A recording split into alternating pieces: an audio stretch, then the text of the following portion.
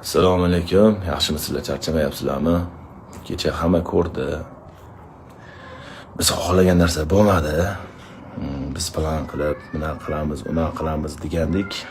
Allohning rejasini oldida biz rejalarimiz hech narsa emas. Hammasi yaxshilikka. Alloh bundan keyin nima bo'lishini biladi. O'shaning uchun bizga xohlamaydi, sinovga soladi yaxshi ko'rgan bandasini. Bu yutquzuq emas. Chunki yutib turgan, urib turgan joyimizda prosta tiyib ketib qoldi, xolos udar mana shu yetimga. Mana shu udar meni yiqitib yubordi.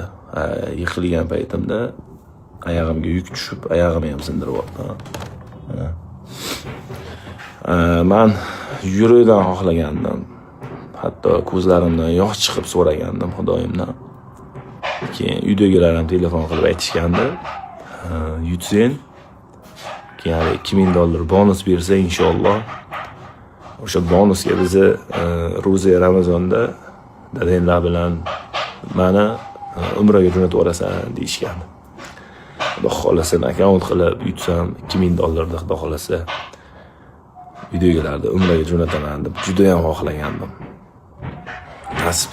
Alloh bizga peshonamizga shu narsani soldi. Biz hech qachon Alloh bizga nimaki ko'rsa alhamdulillah deymiz. Bizda qaytish yo'q inshaalloh. Yana ham kuchli bo'lib qaytamiz. Doktorlar Xudo xolasa bugun javob berishdi, uyga kelib oldim. Xudo xolasa lecheniyalarni olib, yana ham kuchli bo'lib, Xudo xolasa ibodatlarni yana ham kuchaytirib qaytamiz. Hammaga kattagon rahmat. Alloh rozi bo'lsin.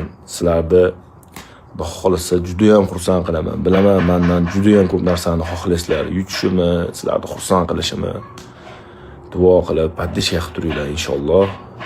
Kimdir xafa qilgan bo'lsam, ming bor uzr. Hammadan uzr so'rayman. Sog' bo'linglar.